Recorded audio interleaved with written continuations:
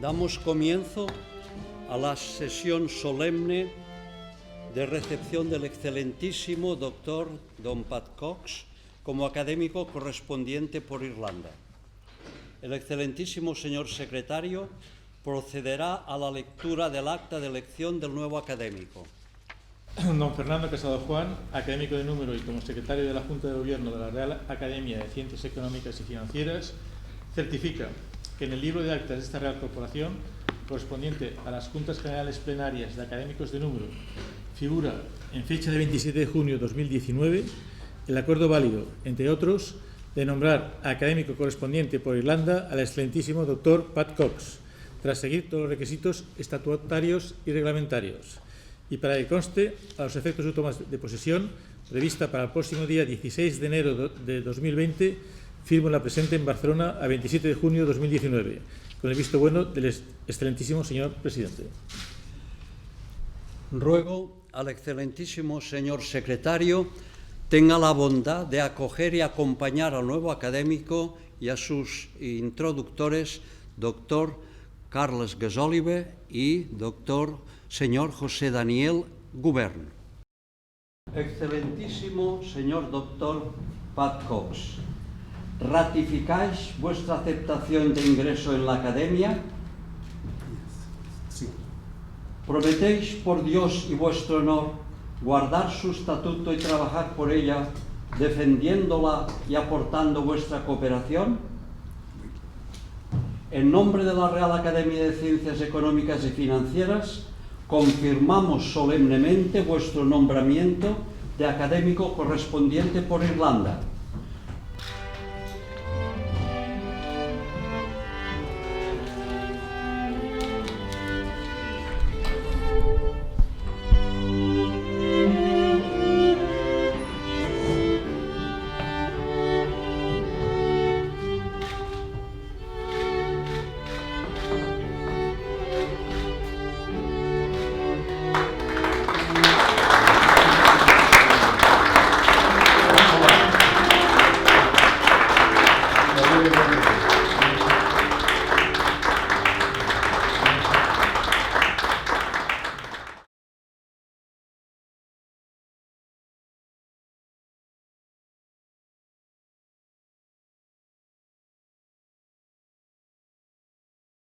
Your Excellency, Mr. President, distinguished members of the Royal Academy for Economic Science and Finance, it is a pleasure and a privilege for me to address you this evening and personally to express to you my great honour on the Royal Corporation's decision to appoint me as a corresponding academician for Ireland. The chosen topic of my inaugural address to the Academy is tackling the climate change challenge, ultimately a duel between human ingenuity and human folly. Perceiving the climate challenge ultimately as a duel between human ingenuity and human folly, for me owes much to a book first published in 1984 and written by the wonderful American historian Barbara Tuchman, entitled The March of Folly. In her introduction, she comments, and I quote, "Elsewhere than in government, man has accomplished marvels." But she remarks on, quote, "the poorer performance of government than almost any other form of human activity." She refers to four kinds of misgovernment: tyranny, excessive ambition, incompetence, and finally, folly. The latter she describes as the pursuit of policy contrary to self-interest of the state involved. Tuchman defined three criteria by which folly in public affairs is met. Firstly, it must be perceived as counterproductive in its own time and not merely with hindsight. Secondly, a feasible alternative course of action must have been available. And thirdly, the policy in question should be that of a group and not an individual, and should persist beyond any one political lifetime. To quote her again, she wrote, "Wooden-headedness, the source of self-deception, is a factor that plays a remarkably large role in government. Folly's appearance is independent of era or locality. It is timeless and universal. And folly in government has more impact on a greater number than individual follies may have. It consists, Tuchman argues, and I quote, in assessing a situation in terms of preconceived fixed notions while ignoring or rejecting any contrary signs. Living as we now are in an age described by many as post-truth, a vigilant eye for folly is more than ever warranted. Tuchman's first test, that folly must be perceived as counterproductive in its own time, not merely by hindsight, is tested by me tonight against the evidence on climate change. The first part of this essay explores what is the evidence, what are the sources, and what can be concluded about whether we now fully know the circumstances that we face.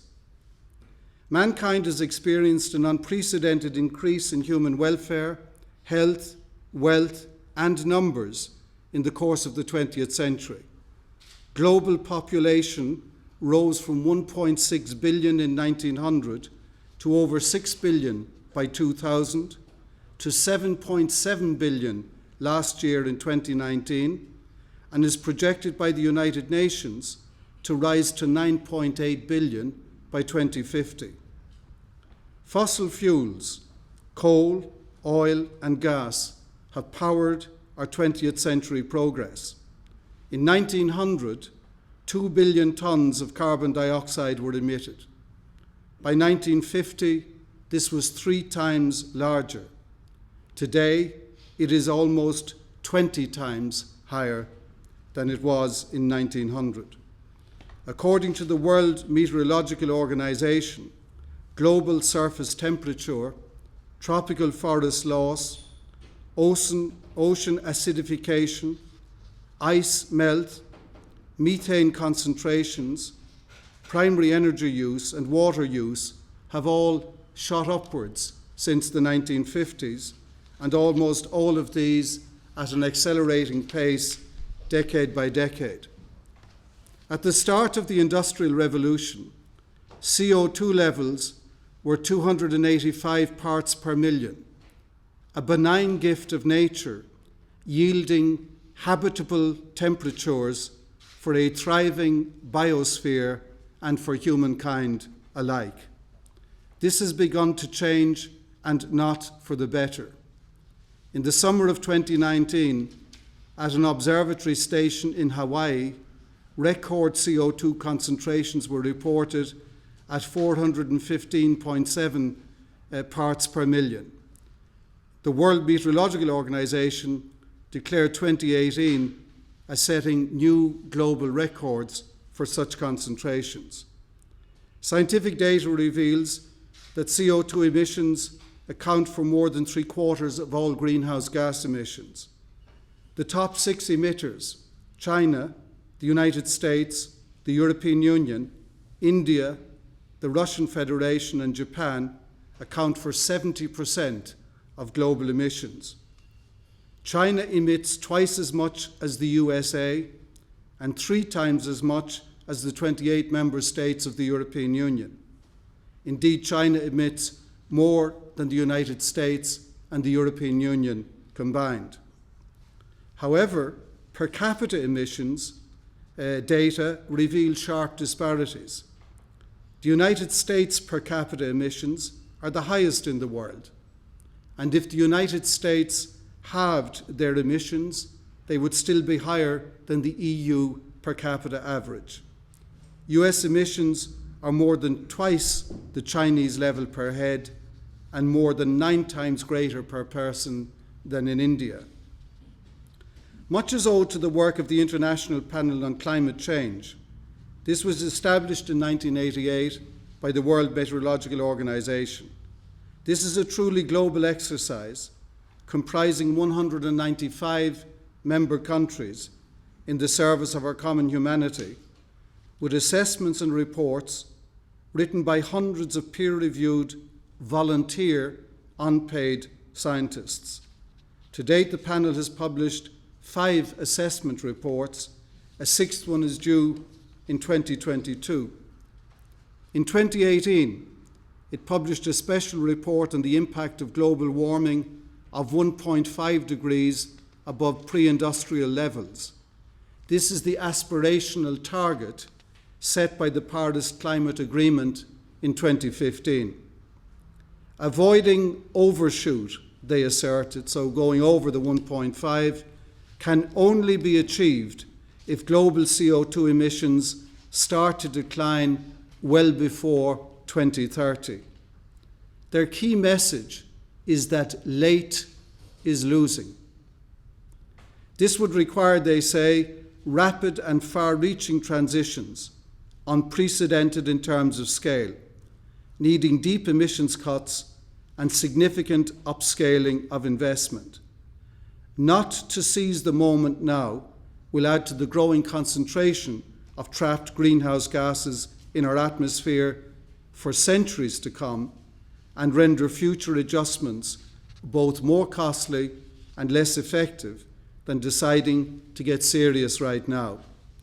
This is the alarm bell ringing out to humanity, not to sleepwalk towards avoidable disasters. Scientists predicted what was likely to occur. Their reports were duly noted, provoking a range of responses from activism and reflection to indifference and denial. Climate change risk today is at the top of the World Economic Forum's assessment of risks. It has ridden up the political agenda and through the Greta Thunberg effect has mobilized the consciousness of a rising young global generation. So what explains this transition in thinking? I believe the short answer is that the scientists got it right. While no individual weather episode can be linked to climate change, the pattern of our weather is consistent with the predictions of climate science, and this pattern is set to grow in terms of frequency and intensity with the rise in global warming. Regarding event frequency, compared to 1950, floods are up by a factor of 15. Globally, death from droughts is up by a factor of 10. Deaths from wildfires have grown by a factor of 7. Extreme temperature events, both hot and cold, have increased since 1950 by a factor of 20. Every decade since 1970 has been warmer than the one before. And yesterday, we had further proof that the past decade is the warmest decade since records of global temperatures began. And in this picture, Arctic temperatures are rising 3 times faster than the average. Regarding event intensity, consider the following. Hurricane Harvey in 2017 dumped 40 inches of rain over the Houston area in just 4 days. We have ways of coping with rain, but not when it comes in a deluge. And Houston, which is a major urban zone in a highly developed economy, suffered as easily the difficulties of climate change as the poorest suffer in the most difficult third world circumstances.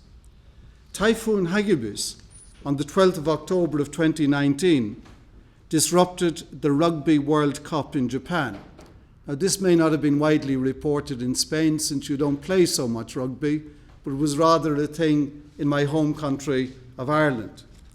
People talked about matches which had been cancelled, but we had no commentary on the fact that the highest ever recorded rainfall in Japan, 36 inches of rain in 48 hours, fell at Hakone near Mount Fuji during that typhoon incident.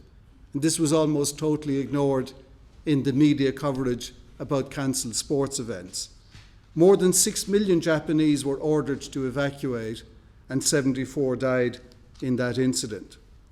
The evidence abounds all around us. 2019 set heat records across Europe, in Andorra, Austria, the Czech Republic, France, Germany, Hungary, Lithuania, Luxembourg, Poland, Slovakia, Spain, and the United Kingdom. On average for Europe, the 20 warmest years since records began have been in the past 22 years, with the most recent years making up the top 4 warmest years in the recorded history on the continent of Europe. Arctic ice loss is 6 times greater today than in the 1980s. Greenland ice melt in 2019 was 1.2 times greater than the previous record set as recently as 2012. In the past 12 months, forest fire records have been established from Siberia to California to Australia. Sea levels have been rising by over 3 millimetres per annum and at an increasing rate, reflecting both rises in temperature and the greater melting of ice caps. The Thames Barrier in London, to keep the city from flooding, closed between 1982 and 1990, it closed 8 times.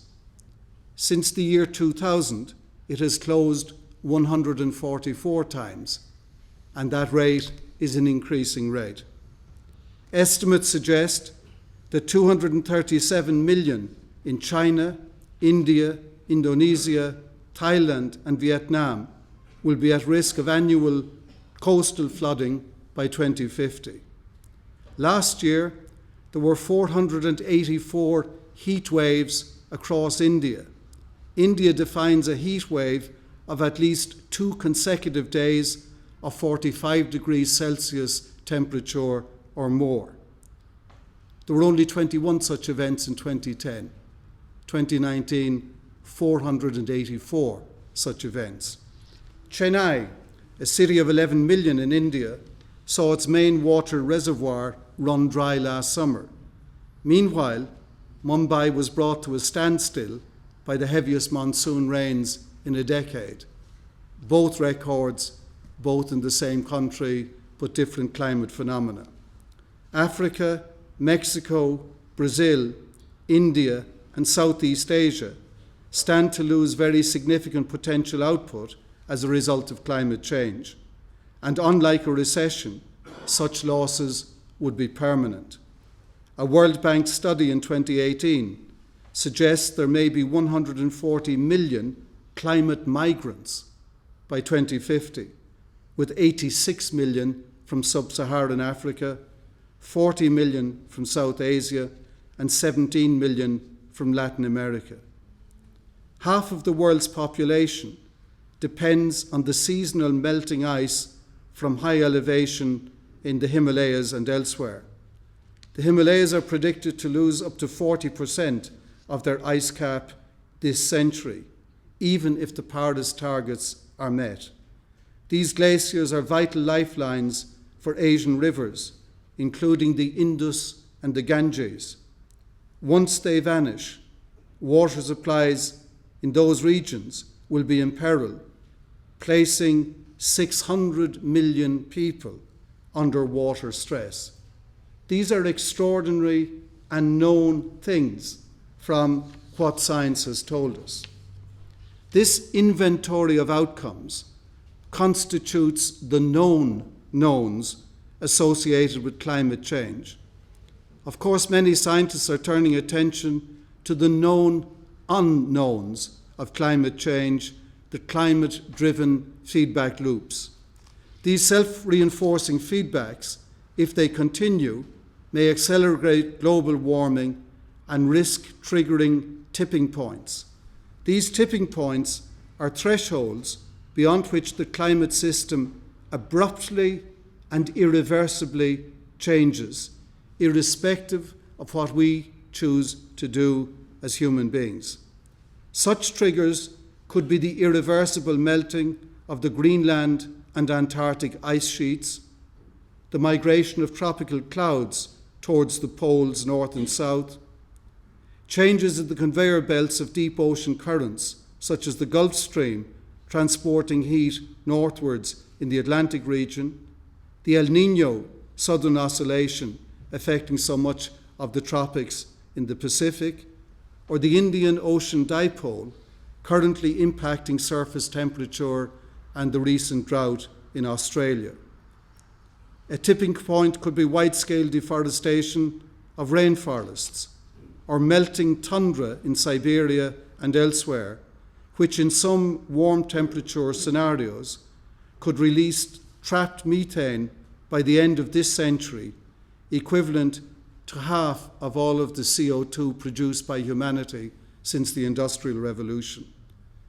The International Panel on Climate Change consensus suggests that these tipping points are not yet well understood and that they may not be triggered until the global temperature rises beyond the current thresholds.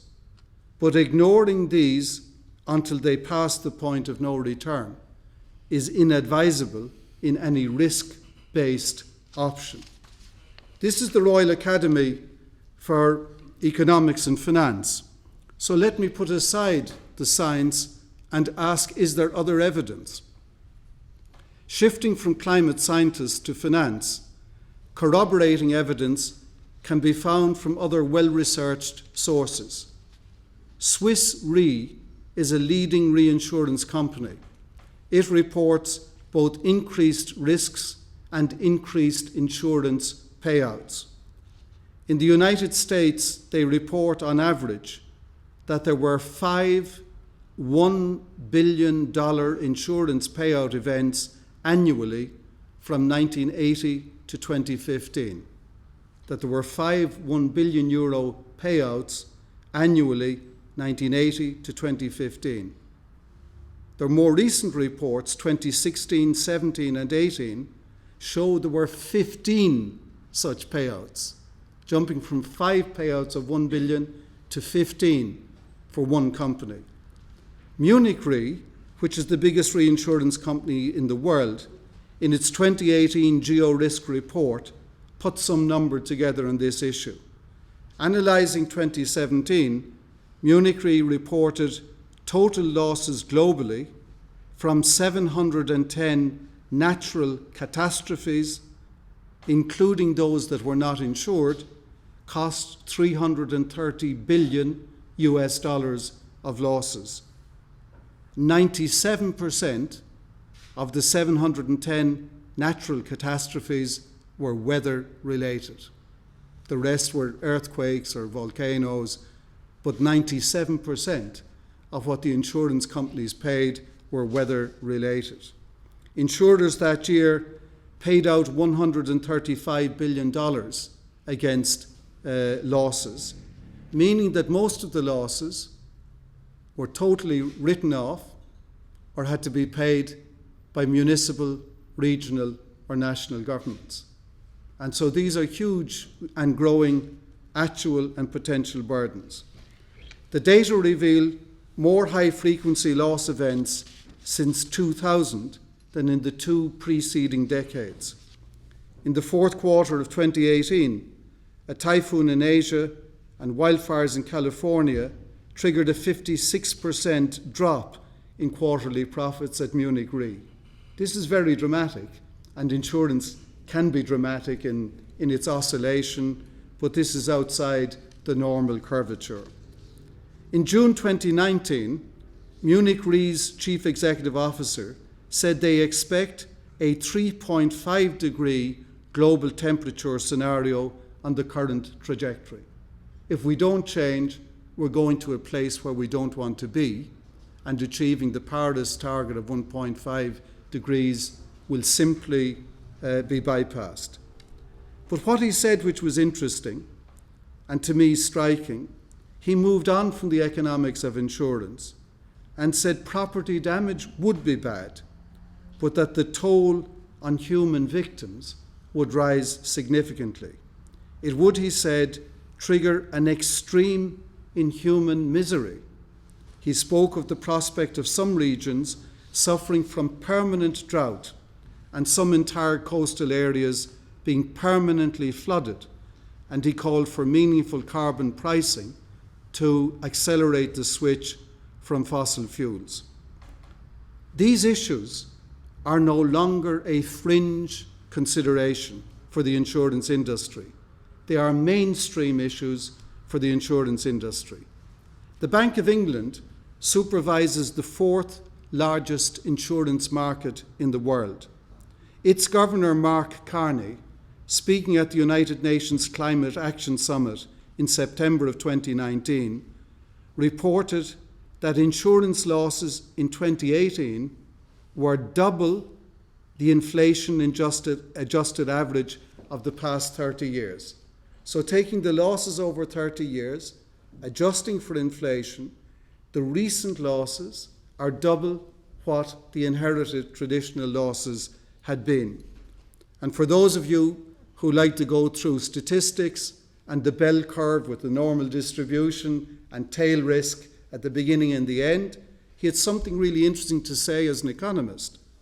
He said, yesterday's tail risk, these are the words of Mark Carney, yesterday's tail risk is today's central scenario. That is a dramatic change. And those are the words not of some hippie activist.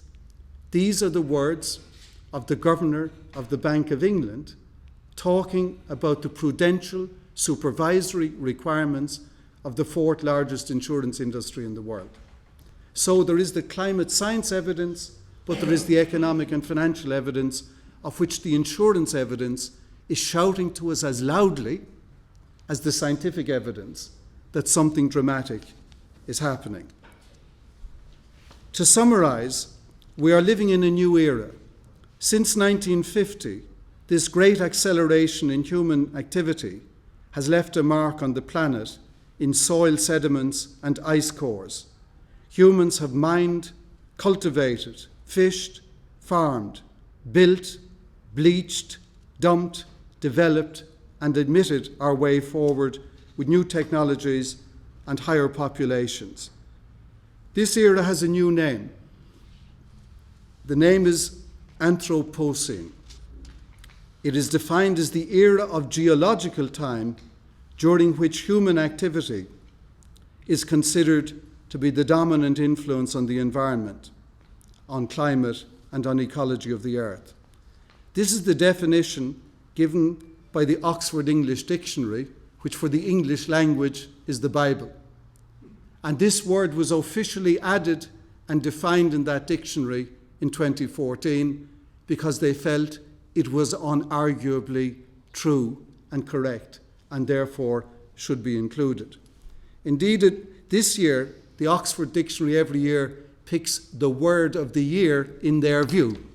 This year, their word was actually two words. The words were climate emergency. Those were the words chosen as representing the consciousness and the zeitgeist of 2019. We are living so in the anthropogenic age, where human activity and not nature is the dominant force for climate change and biodiversity on the planet. The United Nations Secretary General Antonio Guterres has said, and I quote, "Preventing irreversible climate change is the race of our lives." So far, I regret to say, climate change is running faster than we are. The evidence overwhelmingly suggests that Tuchman's first test has been passed. Climate change is perceived as counterproductive in our own time.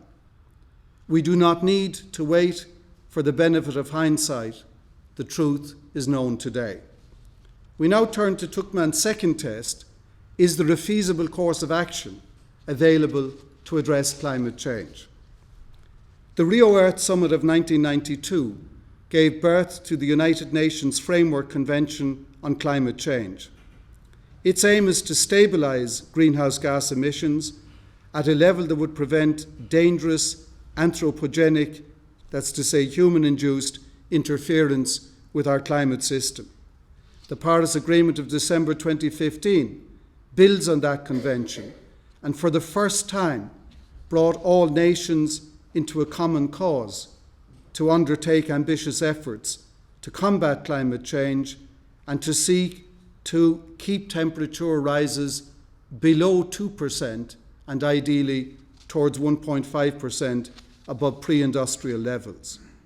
This agreement enhances transparency by requiring all its parties to propose their best efforts through nationally determined contributions with a global stocktake every 5 years.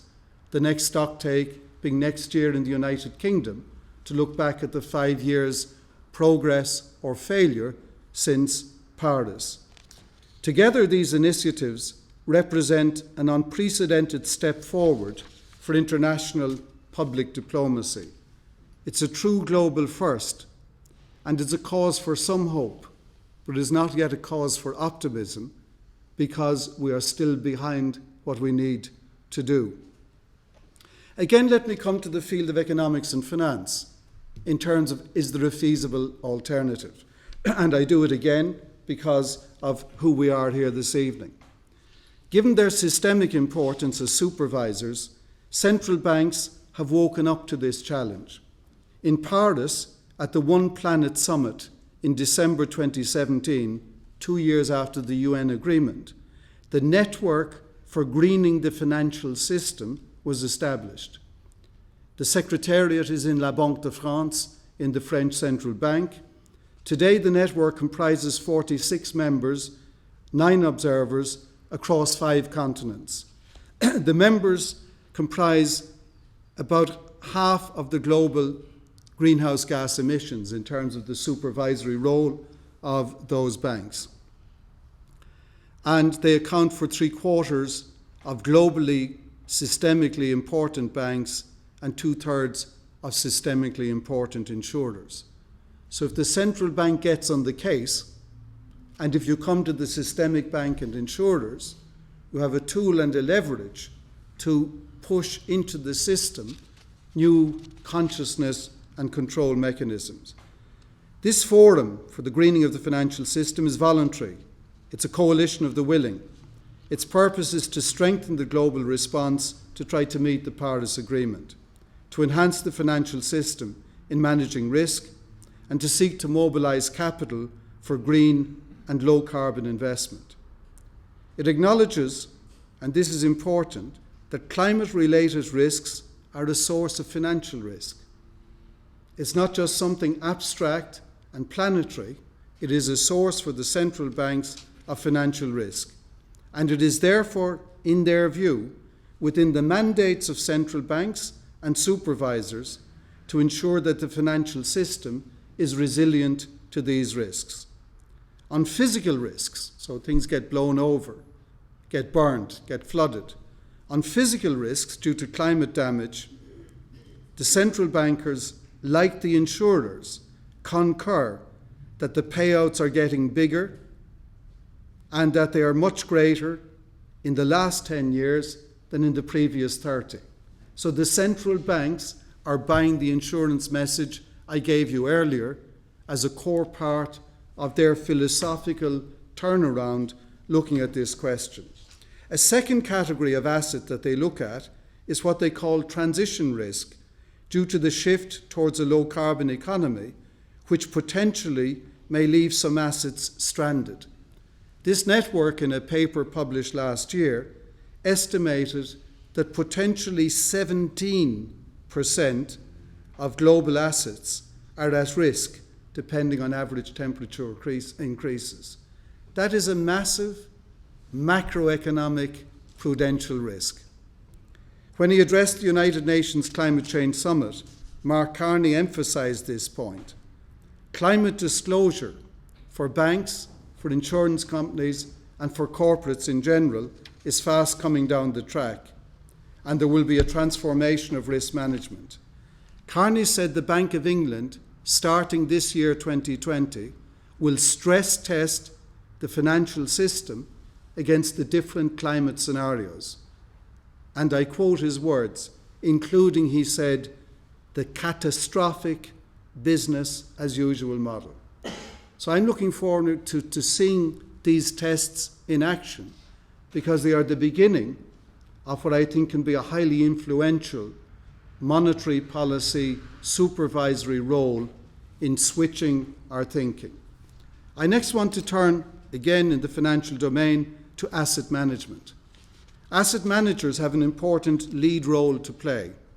Screening for greening is vital.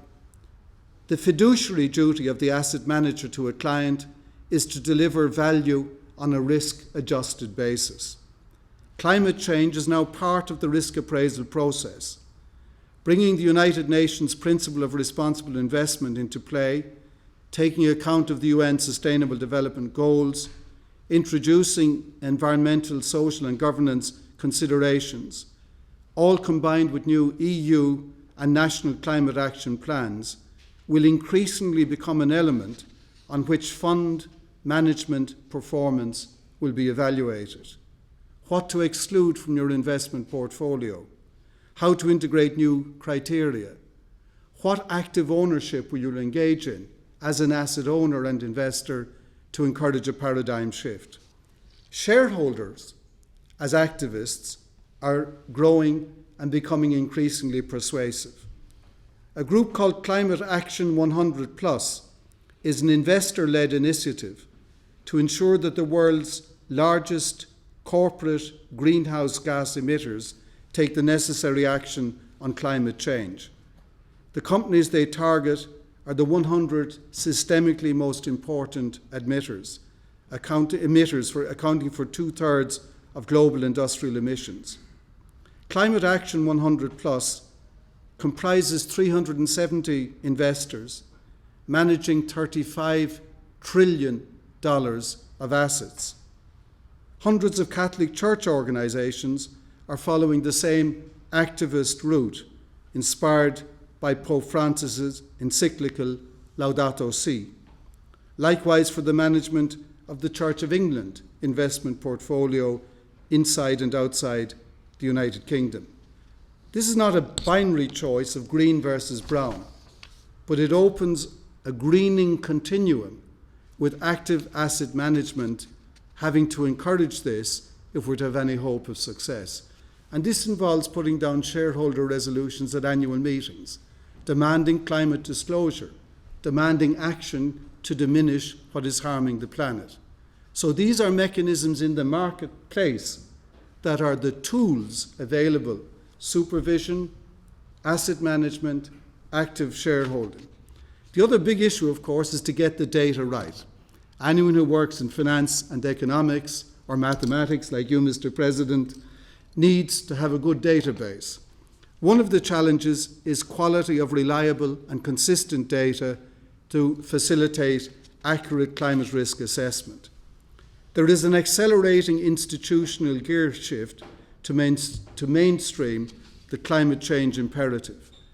There is a major initiative led by the G20, contributed to by Michael Bloomberg, who published the Task Force on Climate-Related Financial Disclosure. That report was issued in June of 2017. There's a major initiative by the European Union through its Action Plan for Sustainable Finance, published in March of 2018, and by the United Kingdom Prudential Regulation Authority in a draft supervisory statement published in October 2018. Risk management, corporate disclosure, good governance, company climate strategy, and climate scenario analysis are all the targeted objectives of this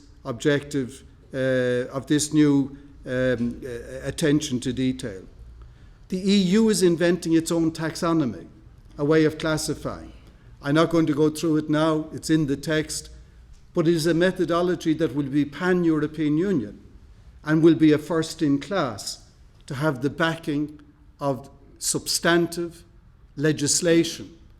It is still voluntary, but if we ignore it, it will become mandatory because it is a must. So we shouldn't opt out, and if we do, I think the risk is, or the certainty is, these things will become mandatory.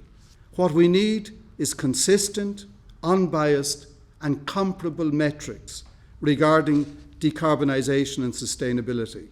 Better information builds better understanding of future risks. It offers better pricing for investors and assists better decisions by policymakers in a transition to a more sustainable society. And then the trends. Over the past 4 decades, renewable energy has grown significantly, with the consumption of wind and solar increasing by 370% per decade. This is dramatic growth. But last year, all of the renewables were 28 times smaller than the continued use of fossil fuels. So the growth is dramatic, but off a small base. However, it is reported that divestment in fossil fuels is likely to increase more rapidly. And here, anyone interested, I would refer you to the Carbon Tracker, a United Kingdom think tank. It reports that today, 42% of the world's coal generation plants are loss-making, and predicts that up to 72% of coal plants will be loss-making by 2040. It would be cheaper to replace a third of operating coal plants today with new renewables.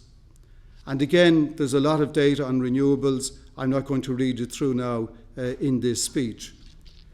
Let me also add another example, this question of potentially stranded assets.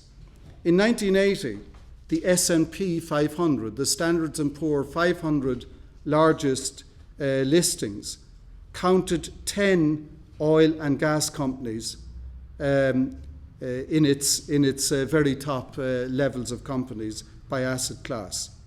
Today there's only one, that is ExxonMobil. In the past 5 years, fossil fuel stocks have underperformed against all other sectors globally. 35% has been written off their shareholder value in the past 5 years. The London Stock Exchange, much to the chagrin of the oil and gas sector, reclassified them as non-renewable for the purposes of analytics on the London Stock Exchange. There is an increasing risk of seeing some trillions of dollars of stranded assets by the mid-2030s. And remember, this is taking place without yet any significant level of agreed carbon taxation and underdeveloped cap and trade systems for emissions trading schemes. Let me say, if all of this is the gloomy part, like every coin, the climate challenge has two sides.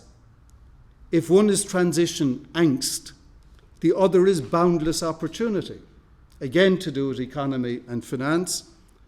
Boundless opportunity, especially in the transition from fossil fuels, in improving energy efficiency of our buildings, in transitioning to sustainable transport and sustainable food policy. The European Commission, and I had to submit this paper before its plan published yesterday, estimated by the end of last year that to meet its then target for 2030, additional investment of 180 billion euros each year would need to be spent on energy efficiency and renewable energy, without speaking about all the other sectors. The International Energy Agency has estimated that to meet the 2-degree global scenario, 45 trillion euros worth of investment would be needed globally in power supply and end-use energy efficiency. Now, these numbers to any of us appear improbably large, and they are enormous numbers. But let me recall that when Michael Bloomberg produced the Task Force on Climate Disclosure for the G20, he was supported in principle by 3/4 of globally systemic banks, by 8 of the top 10 global asset managers, and by the world's leading pension funds and insurers. Taking together, this group who supported him manage assets annually of more than $100 trillion, close to 20% of global GDP. This is not mission impossible, but it is something that has got to start now and deepen and accelerate. Investment in this grand scale, in the words of Mark Carney, again speaking in New York, and I quote, is a major opportunity for long-term investors and macroeconomic policy makers seeking to jump-start growth, close quote, for the world, for the European Union, in terms of growth, jobs, sustainability by going green, going big, and going early, could be an antidote to the economic policy fear of secular stagnation. In addition to what I mentioned about new rules on taxonomies in the EU, the new European Union President, Ursula von der Leyen, has published her political guidelines for the new European Commission. Her priority number one is a new European Green Deal, and by March of this year, this will be brought to the European Council for approval on the strategy, and then to the Council and Parliament for legislation. She aspires to make the European Union the first climate-neutral space of its kind in the world. She plans to pass the European Union's first European climate law to enshrine climate targets with legally binding definitions.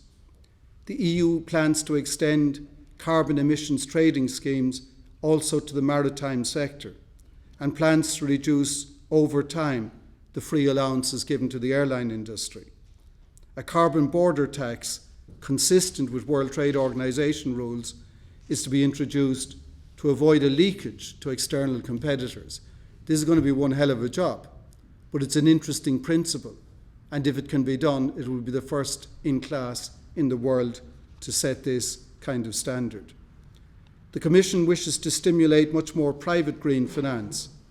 It proposes to make the European Investment Bank a green climate bank, increasing its green loan portfolio from 25 to 50% of its balance sheet. The new Commission plans to reduce greenhouse gas emissions by at least 50% by 2030 and aspires to stretch to 55%. In short, expect the EU to want to do more, faster and deeper in the lifetime of the current Commission. Public opinion is also a powerful force for change. Greta Thunberg has mobilised the consciousness of an entire young generation. Increasingly, civil society movements are applying pressure on governments and companies to reduce air pollution and carbon emissions. Consumers exhibit growing sensitivity to the carbon footprint of products and services. Religious leaders are addressing the moral perspective in confronting the climate challenge. Pope Francis, in Laudato Si', the encyclical to which I earlier referred, has called for the phasing out of fossil fuels. Last but not least, in a catalogue of the feasible, which is what I've been considering for the past several minutes, in the words of Abraham Lincoln, is adding the fuel of interest to the fire of genius in the discovery and production of new and useful things. Science, engineering and technology, through research and innovation, undoubtedly will and must play an indispensable role in combating climate change. There is, however, for me, one caveat. Doing little today in the hope of a technology fix that is indeterminate in the future would be grossly irresponsible. More emissions today will result in higher greenhouse gas concentrations, worse climatic conditions, greater human tragedy, and costlier and less effective containment measures in the future. To conclude, Tuckman's second test of whether a feasible course of action is available today to address the climate change is, in my view, answered in these remarks. Unprecedented international diplomacy, the prudential supervision of major financial institutions, the increasingly activist role of investment managers, the mainstreaming of climate disclosure requirements for corporates, market trends and investment opportunities for both citizens and policymakers alike, all speak to the potential feasibility of altering course and shifting away from fossil fuel dependency. Tuckman's third and final test is the policy question, and that is that for folly to exist, it should be the act of a group and not of an individual, and it should persist for more than one political lifetime, so that it has a very significant spillover effect. The question in a post-truth era is, where will the pendulum settle between the forces of inertia and the forces for change? Put another way, whether human ingenuity or human folly will prevail in addressing this extraordinary challenge. This is especially so as regards governments, since, as Tuchman observes, and I quote, "Folly in government has more impact on more people than individual follies, and therefore governments have a greater duty to act according to reason." We all know, of course, that politics is a broad church. Political leadership and its styles come in many forms: the cool, the courageous, the compassionate, the combative, the charismatic, the cynical. All of these are qualities that we recognize in our leaders in different mixes and in different degrees. Enlightened leadership does what matters, whatever the short-term political consequences. For many in politics, anything beyond the horizon of the next election is a big stretch. Some are so short-sighted as to care only about managing the next news cycle for the next 24 or 48 hours. And of course, autocrats prefer to call their own shots and not rely on democratic consent. And it is to such human and political eclecticism that we are entrusting the responsibility for this collective challenge of global governance. Legitimacy and effectiveness are two necessary conditions to address the climate emergency. But the only sufficient condition is that it is global in how it is done. Done in isolation, it cannot succeed. This is a collective active challenge. And I regret to say, in an age increasingly marked politically by a rise in nationalism and populism and a creeping degradation of effective multilateralism, there is reason to be concerned. We are not living at the height of multilateralism, but perhaps approaching one of its valleys. And effective multilateralism is a key ingredient in mobilizing response. Energy and geopolitics are closely entwined. As the United States pulls back from its Middle Eastern engagements, it does so at a time when it has become an energy exporter, no longer dependent on that region's petrochemical riches. For India, a growing exploitation of renewables domestically can lower its vulnerability to today's insecure sea routes, supplying 80% of its oil and 40% of its gas.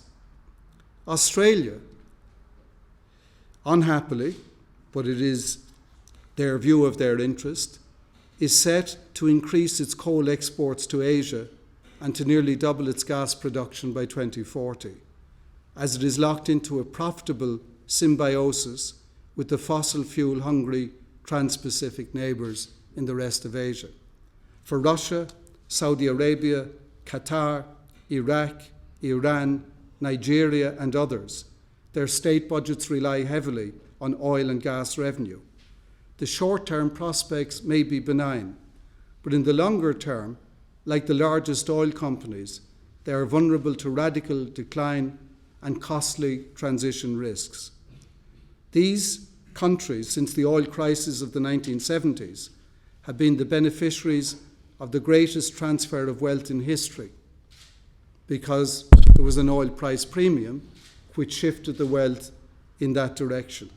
A measure of this is Saudi Aramco, recently partly privatized in Saudi Arabia, which last year reported earnings of $111 billion in 1 year. This is twice the earnings of Apple, which is regarded correctly as a spectacular global company.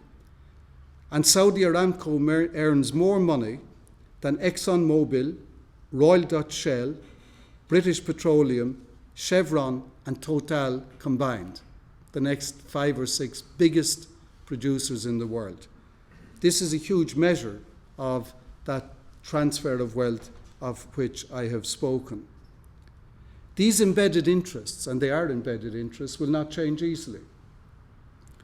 In the words of Machiavelli, in his seminal 16th century treatise, The Prince, and I quote, "The innovator has for enemies all those who have done well under the old conditions." So those who wish to innovate policy will have for enemies those who profit by the existing order. This is not a new wisdom. This is from Machiavelli in the early 16th century. China and India have both pledged to reduce their carbon intensity, meaning a reduction in CO2 emissions per unit of GDP. These targets are likely to be met. But as long as the GDP of China and India grows faster than the intensity reduction rate, which is the case, their overall emissions are rising. So they're reducing the carbon intensity per unit of output, but the units of output are growing much faster, with the consequence that although they're meeting the target they agreed, they're adding and adding and adding to the accelerating stock of greenhouse gases.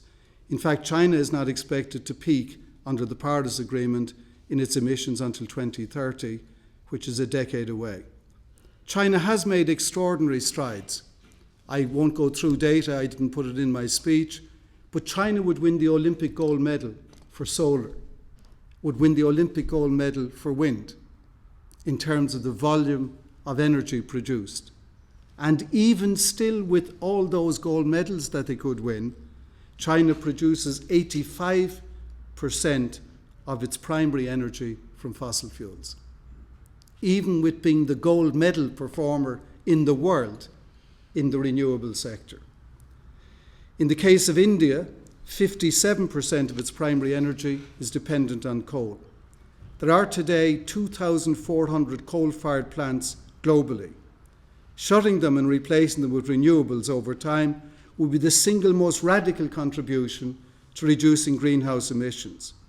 Instead, however, I regret to report to you that 250 new coal-powered units are now under construction, mostly in Asia. And so we are not going in the direction we need. We are, for the moment, travelling in the opposite direction where, in principle, we don't want to go. Different states, of course, have different energy mixes and different energy needs, but the collective global need to address the climate emergency is struggling to find the necessary consistency as a shared priority.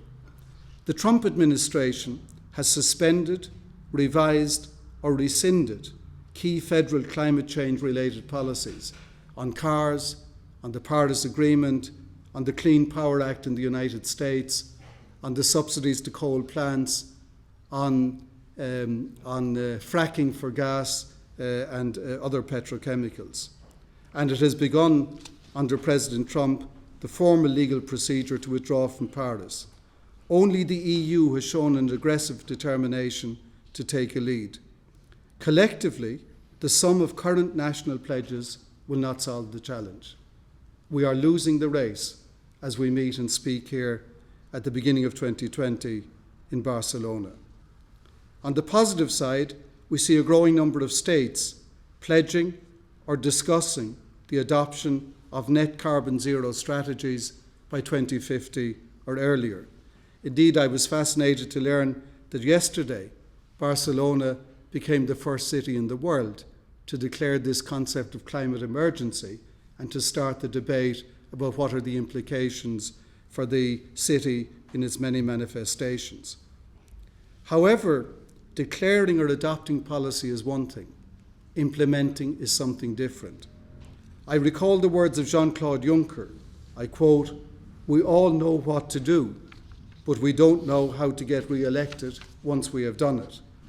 This he spoke as words about the Eurozone crisis, but they could apply equally to the decarbonisation challenge. For so long as the negative spillover consequences get a free ride, the incentive to change is diminished. The International Monetary Fund has suggested global carbon tax of the order of $75 a tonne would be the most effective way to influence emissions and to stick to a 2-degree target. This is on the free market spectrum of climate change debate. There are other more interventionist and statist elements.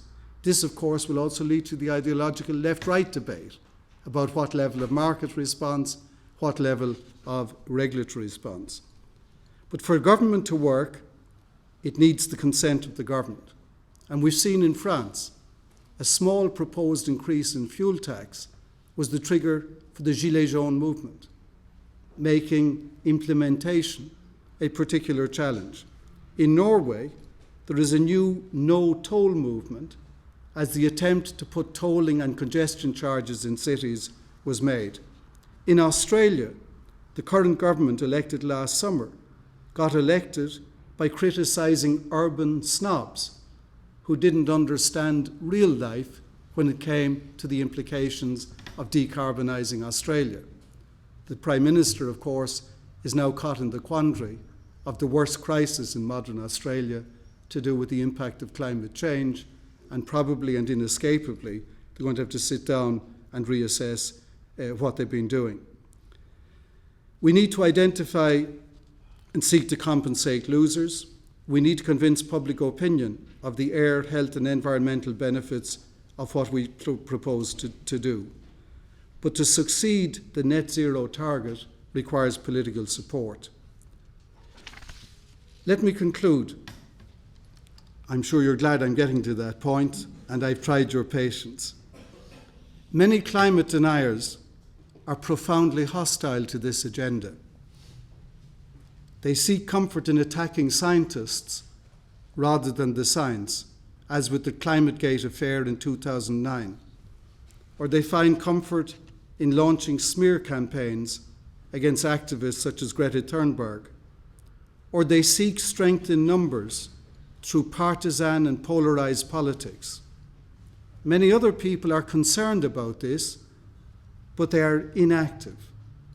They are more ignorers than deniers, engaging in wishful thinking, false optimism, or feeling secure in their own comfort zone. Awareness has risen dramatically, but as we saw recently in the Conference of Parties in Madrid just a few weeks ago, change is still very hard to find a consensus around. But the challenges we face today will, according to scientific prediction, pale into insignificance compared to what they could be in higher temperature environments. And I believe the scientific record is unimpeachable based on sound evidence. The next business cycle or the next electoral cycle are horizons whose tragedy is that they fail to encompass the intergenerational consequences of failing to act now. To paraphrase Robert Schumann's famous declaration of the 9th of May 1950, I will talk not about Europe but about our planet. That our planet, quote Schumann, cannot be safeguarded without the making of creative efforts proportionate to the dangers which threaten us. Those words of Schumann applied to this scenario are powerful words of encouragement echoing across decades of our history. I will close with a personal credo. I've talked about facts. I've talked about scientists. What do I feel for myself? I think that many feel that sustainability is a global issue, but they worry that it's beyond their personal agency to make a difference. It's just too big. That is why government leadership is essential, to act as a moral multiplier, to act as a mobilizer, and to close the gap between vague goodwill, which many have, and concrete choices and actions, which only governments can propose in our democracy. This is not someone else's problem. This is ours. We are not bystanders. Each in our own way is an actor in this great human and planetary drama. Each can do something. Again, I want to quote Pope Francis. There is, he says, a nobility in the duty to care for creation, even through little daily actions. And I think it is a very powerful sentiment that we should take on board. Such actions embrace empowerment over fatalism and hope over despair. Such actions are a humble acceptance of an interdependent destiny in the natural world and not an arrogant presumption of human exceptionalism. This is a call for stewardship, not for dominion over nature. Mother Nature is speaking to us in increasingly threatening and angry ways. Floods, fires, droughts, storms, heat, cold. All of these things are speaking angrily and more clearly. In the end, we each as a human being, no matter where we live, remain totally dependent on the bounty of this one small planet that gives us our place at nature's feast. We should treat this bounty with the care it deserves. History has made us the beneficiaries of human ingenuity and also the inheritors of human folly. How this duel between ingenuity and folly is fought out will determine our planet's and our own future course. I hope that for us, and more particularly for our children and grandchildren, that we are embarking on the battle of a lifetime for the sake of their lifetimes. We must not fail, and I thank you for this honour and for your attention.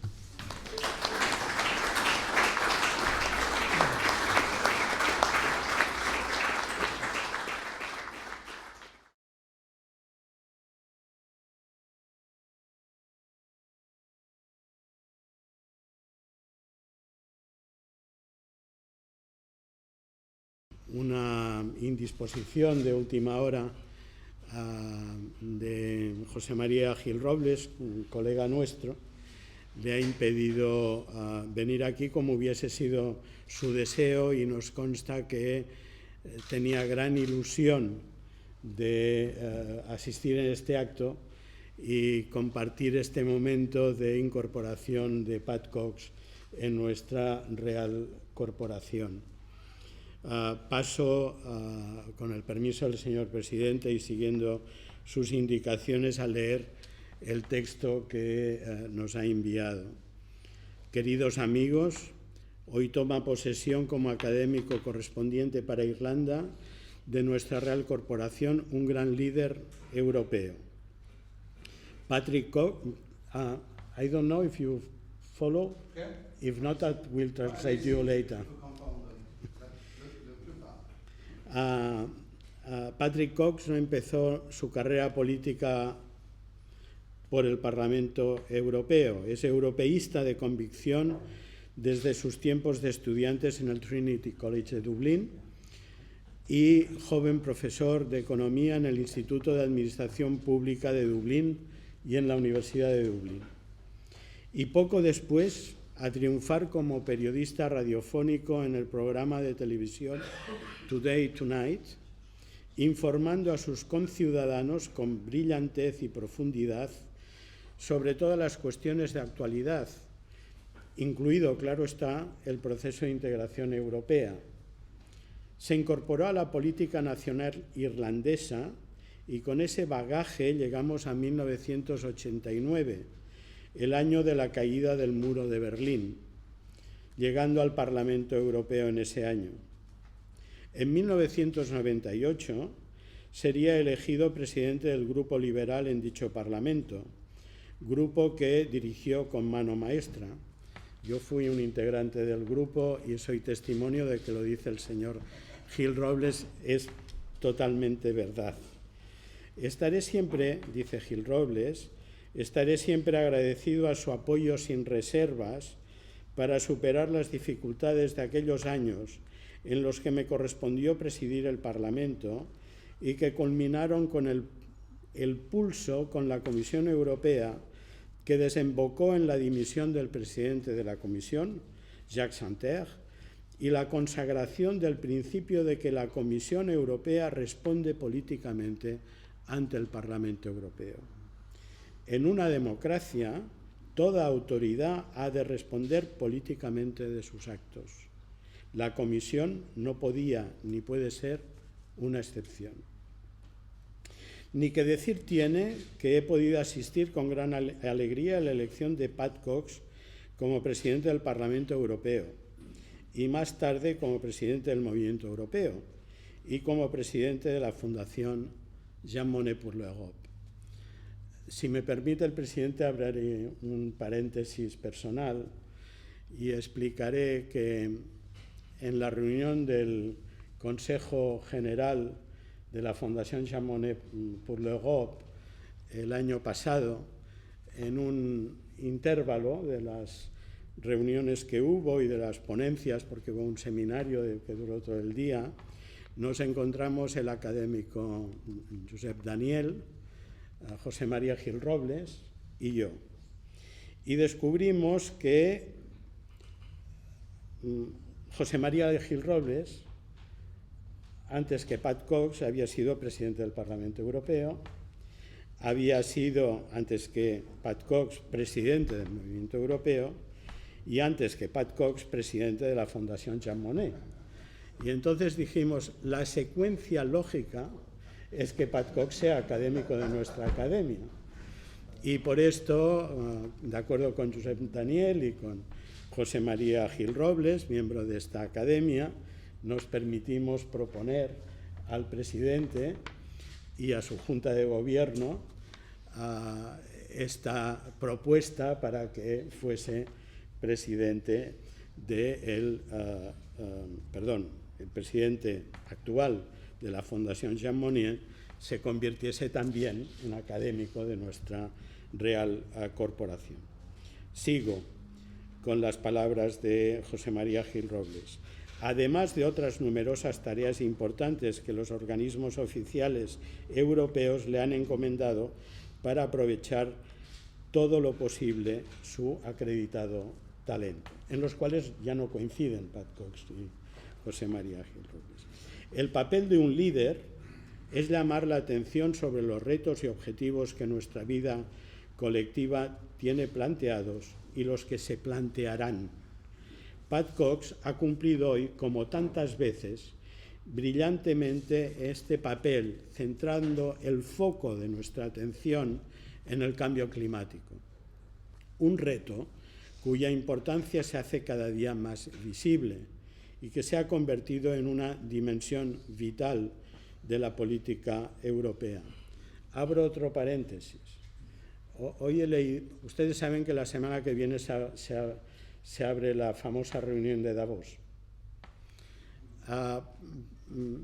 Hoy he descubierto que hay unas reuniones previas que se eligen los temas predominantes que se tratarán en Davos.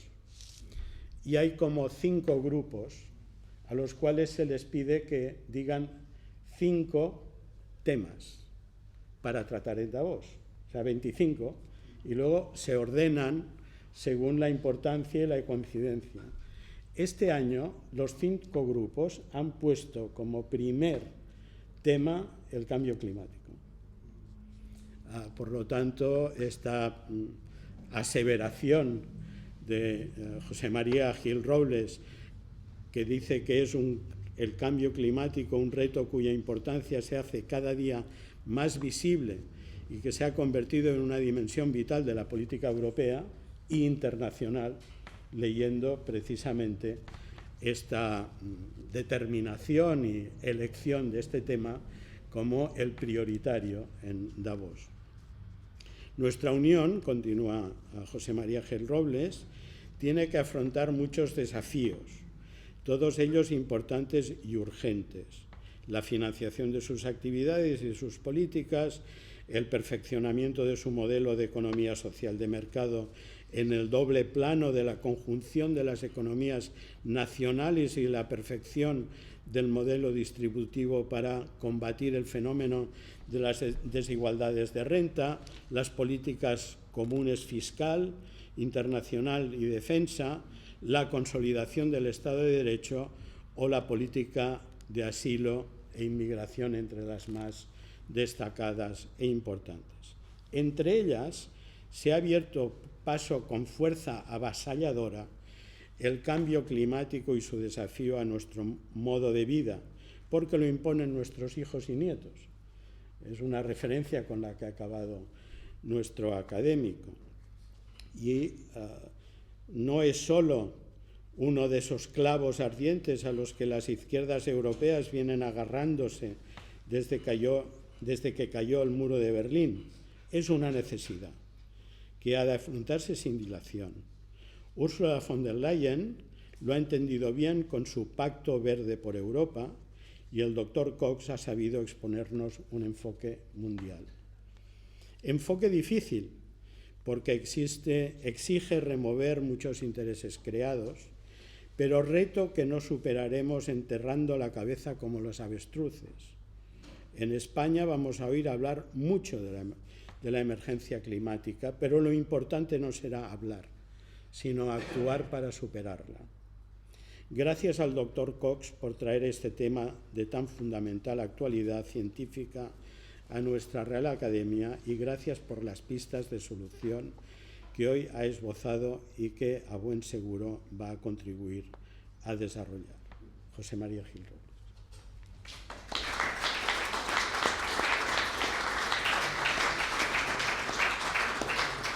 Si me permite el señor académico, querría decir a título personal que creo firmemente y personalmente y sinceramente que esta Real Academia, con la incorporación de Pat Cox, se enriquece.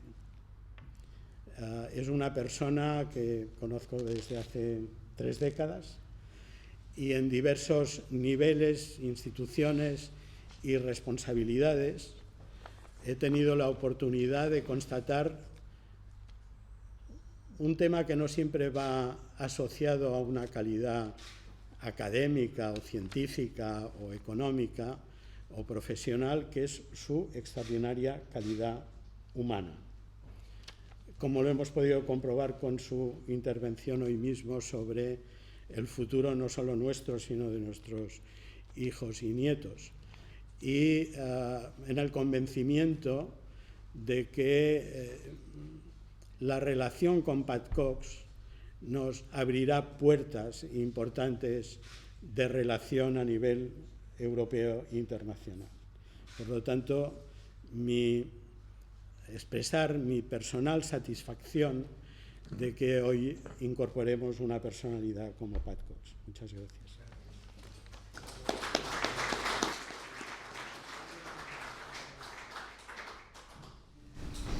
Excelentísimo señor académico y secretario general de esta Real Corporación, don Fernando Casado, hará entrega al recipiendario del diploma acreditativo de nuevo académico.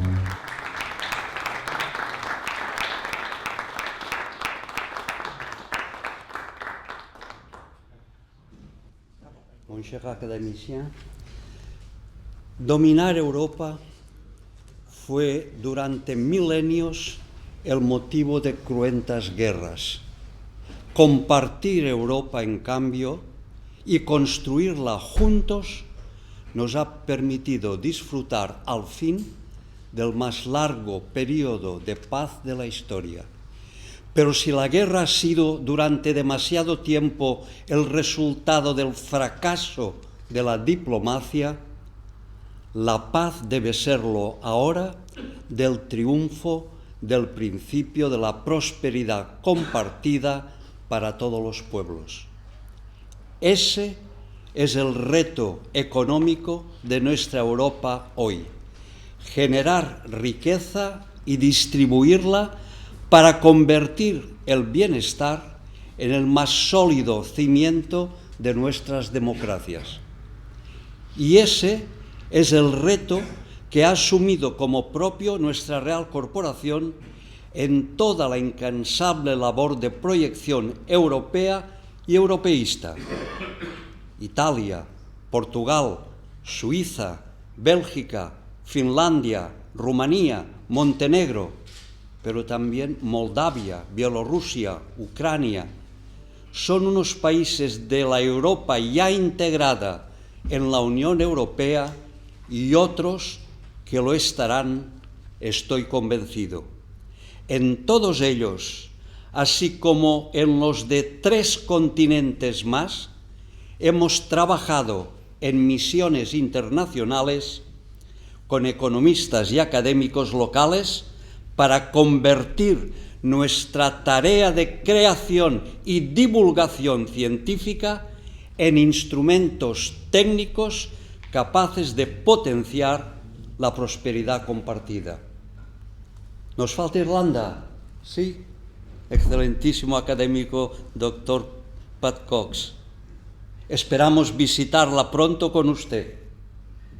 Una Irlanda que puede convertirse en un contrapeso de lo que consideramos desgraciado error, el Brexit. Sabe, Excelencia, que nos tiene ahora más que nunca a su lado para que se constituya en el gran puente de la Unión Europea, aquella que mira hacia el futuro. Por eso, desde la renovada convicción en nuestra misión europea, celebramos tenerle como académico, pero no solo como un honor, sino como el inicio de una colaboración que pronto se convertirá, estamos seguros, en nuevas realidades económicas. Irlanda sufrió, como España, una importante recesión en los años posteriores a la crisis del 2008, que nos llevó al borde del colapso. Hemos salido reforzados de ella, tanto Irlanda como España, con un modelo económico mejorado. Falta, sin embargo, que esta renovada prosperidad esté mejor repartida. Falta, con el permiso de la austeridad alemana, más Unión Europea, más unión bancaria, más unión fiscal, más unión en suma, pero más auténticamente europea.